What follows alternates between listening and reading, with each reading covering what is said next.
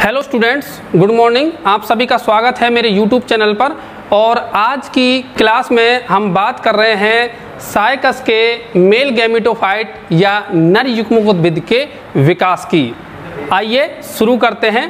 जैसा कि हमने इससे पहले की क्लासों में पढ़ लिया था कि साइकस जो है वो एक विषम थैलिक पादप है जिसमें नर और मादा जन्नांग जो हैं वो अलग अलग पौधों पर लगते हैं और साथ ही साथ यहाँ पर लघु बीजाणु और गुरु बीजाणु दोनों ही प्रकार के जो बीजाणु हैं वो पाए जाते हैं और वो अलग अलग पौधों पर एक तरफ जो है नरशंकु में और दूसरी तरफ जो है वो मेगास्पोरोफिल में लगते हैं।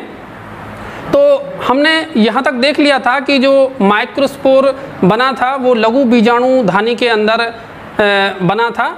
तो अब हम उससे आगे के जो विकास है उसकी अवस्थाएं देख रहे हैं। आप यहाँ देख सकते हैं कि हमने जो है यहाँ पर डेवलपमेंट ऑफ मेल गैमेटोफाइट्स के जो स्टेप्स हैं वो बनाए हुए हैं। तो सबसे पहले तो हम बात करेंगे कि नर युग्मकोद्भिद होता क्या है। नर युग्मकोद्भिद या मेल गैमेटोफाइट का मतलब होता है कि अंकुरित जो हमारा लघु बीजाणु है या माइक्रोस्पोर है उसी को हम कहते हैं नर युग्मकोद्भिद।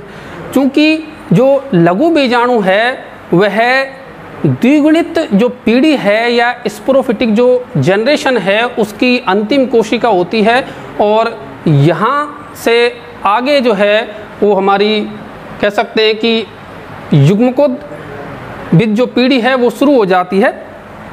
तो जो हमारा लघु बीजाणु है वह लघु बीजाणु बीजाणु धानी के अंदर रहता है अर्थात माइक्रोस्पोरेंजियम के अंदर रहता है और वहीं से जो है इसका विकास शुरू हो जाता है। इसीलिए साइकस के अंदर हम इस नर युग्मकोद्भिद के विकास को दो स्टेप्स में बांट सकते हैं कि एक तो जो है पहला स्टेप वो है परागण से पूर्व का स्टेप है या हम कह सकते हैं कि pre pollination male gametophyte development और दूसरा जो है वो है जब परागकण या जो हम इसको कह सकते हैं कि माइक्रोस्पोर जब पहुंच जाएगा बीजांड के अंदर उसके पश्चात जो उसका डेवलपमेंट होता है वो। तो इस तरीके से इसको हम दो चरणों में पढ़ेंगे। तो सबसे पहले हम बात कर रहे हैं कि इसमें जो पॉलिनेशन है उससे पहले किस तरीके से इसका विकास होता है। तो यहाँ पर आप देख सकते हैं कि ये जो है माइक्रोस्पोर है। ये माइक्रोस्पोर जो होते हैं साइकस में वो आप देख सकते हैं कि इसके ऊपर दो भित्तियाँ पाई जाती हैं। भारी वाली भित्ति जो है वो कहलाती है एक्जाइन या बाह्य चोल और आंतरिक भित्ति को हम कहते हैं इंटाइन या अंतश्चोल। तो इस तरीके से ये जो है दो भित्तियों से आबद्ध लघु बीजाणु पाया जाता है। इसकी जो आकृति है वो नावाकार हो सकती है या फिर ये गोल हो सकते हैं। इनके बीच में जो है आपको ये दिख सकता है कि ये केंद्रक है और यह जो माइक्रोस्पोर होता है वो एक अगुणित कोशिका होती है। ये माइक्रोस्पोर का जो विकास है जैसा कि आपको पहले बताया कि इसका विकास जब ये लघु बीजाणुधानी में होता है वहीं से इसका विकास शुरू हो जाता है और विकास का एक तरीके से कह सकते हैं हम पहले चरण में इसकी जो कोशिका है वो दो कोशिकाओं में डिवाइड हो जाएगी जिसमें से हम एक कोशिका को कहेंगे प्रोथेलियल कोशिका और दूसरी को कहेंगे हम एंथेरिडियल कोशिका या एंथेरिडियल सेल्स या इसको हम हिंदी में पुंधानी कोशिका भी कहते हैं। ये पुंधानी कोशिका है और ये जो है आपकी प्रोथेलियल सेल्स है। अब ये जो एंथेरिडियल सेल्स है या पुंधानी कोशिका है इसमें एक विभाजन होता है और ये विभाजन जो है उस विभाजन के फलस्वरूप दो कोशिकाओं का निर्माण हो जाता है। देख सकते हैं आप इनमें से एक जो बनेगी बड़ी वाली उसको हम कहते हैं ट्यूब सेल्स या नाल कोशिका और दूसरी जो कि छोटी वाली होगी उसको हम कहते हैं जनरेटिव सेल्स या जनन कोशिका।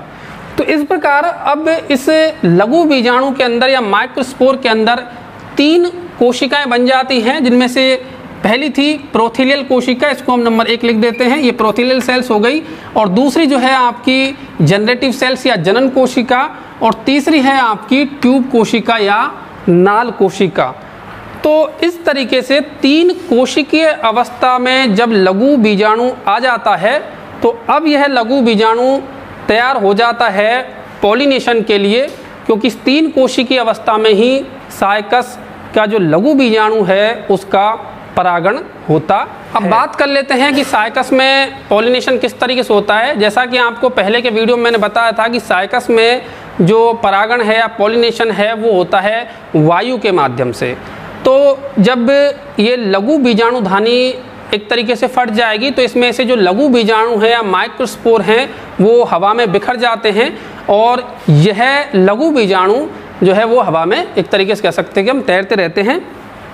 अब लगभग इसी समय पर जो बीजांड है उस बीजांड की जो न्यूसेलस क्षेत्र होता है उस न्यूसेलस क्षेत्र के ऊपर जब हमने आपको बताया था बीजांड की स्ट्रक्चर तो उसमें बताया था कि न्यूसेलस या बीजांड काय के ऊपर का जो क्षेत्र होता है जिसे हम न्यूसेलस बीक भी कहते हैं, तो उस जो क्षेत्र की कोशिकाएं होती हैं वो कोशिकाएं विघटित होकर के एक विष्कासी तरल का निर्माण करती हैं और ये तरल जो है उस माइक्रो पाइल जो रीजन होता है उस पर एक बूंद के रूप में आ जाता है और यह बूंद जो है वो हवा में उड़ते हुए परागकणों को चिपकाने का कार्य करती है और ये जो हवा में उड़ते परागकण हैं इस बूंद के द्वारा ग्रहण कर लिए जाएंगे और अंदर की ओर जो पोलन चैम्बर होता है बीजांड में वहाँ पर इनको खींच लिया जाता है।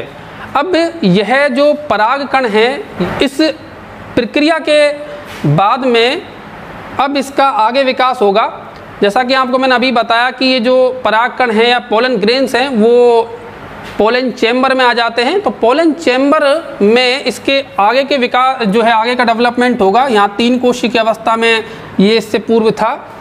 तो यहाँ पर जैसा कि हम देख सकते हैं कि ये जो इसकी जनरेटिव सेल्स है या जनन कोशिका है यह विभक्त होकर के 2 कोशिकाएं बनाएंगी जिसमें से एक कोशिका को हम कहते हैं स्टॉक सेल्स या व्रंत कोशिका और दूसरी कोशिका को कहते हैं हम बॉडी कोशिका या काय कोशिका। हिंदी में इसको काय कोशिका कहा जाता है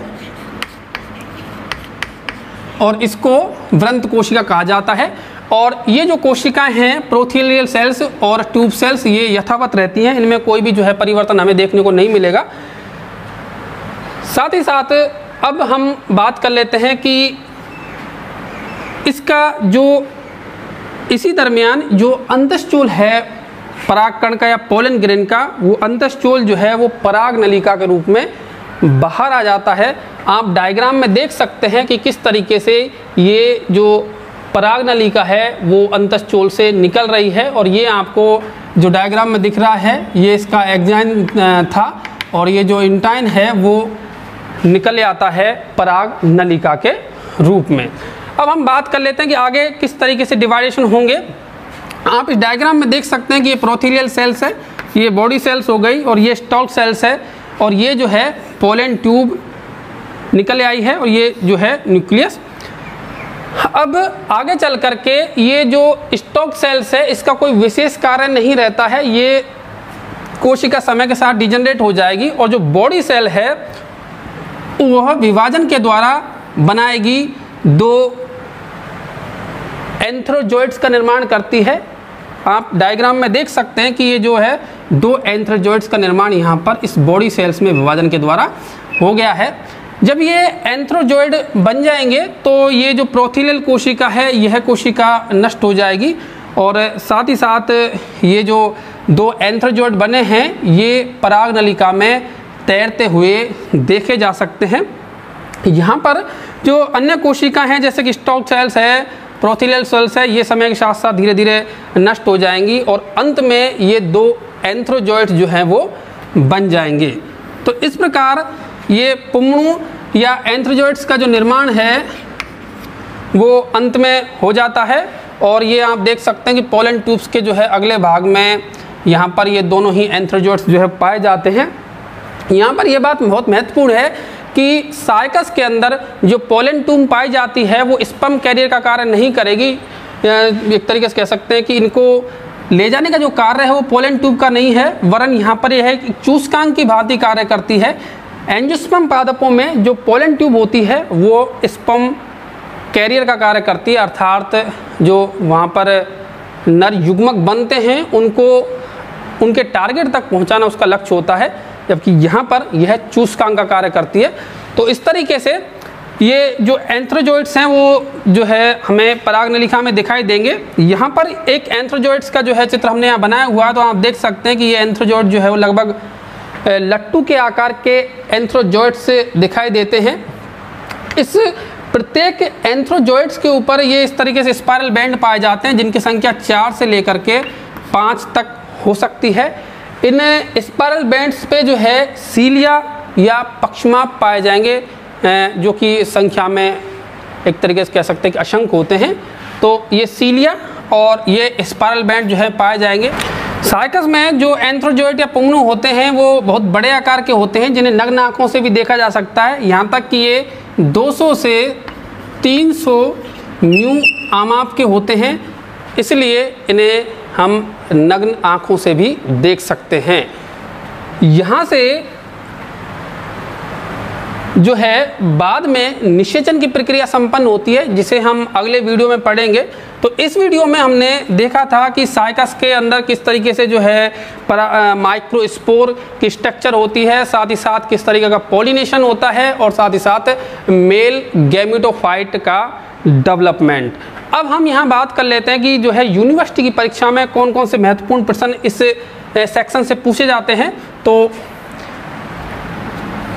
सबसे पहला प्रश्न जो पूछा जाएगा वो ये पूछा जाता है कि साइकस में जो माइक्रोस्पोर होता है वो किस कोशिकीय अवस्था में उसका पॉलिनेशन होगा। तो इसका जो आंसर है वो आता है 3 कोशिकीय अवस्था में, क्योंकि आपने यहाँ देखा था कि साइकस में जब माइक्रोस्पोर या कह सकते हैं कि एक तरीके से अंकुरित माइक्रोस्पोर या तो वो जो है वो 3 कोशिकीय अवस्था में होगा, प्रोथेलियल, और दूसरा जो है आपका जनरेटिव सेल्स, और तीसरा जो है वो ट्यूब सेल्स। एक दूसरा महत्वपूर्ण प्रश्न जो पूछा जाता है वो ये पूछा जाता है कि साइकस के अंदर किस प्रकार का परागण पाया जाता है। तो आप जो है वो लिखेंगे वायु परागण।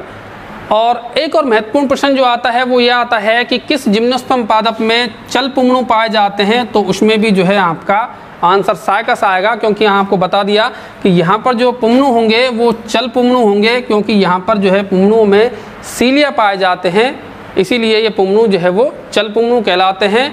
और इसके साथ साथ कई बार ये भी पूछा जाता है कि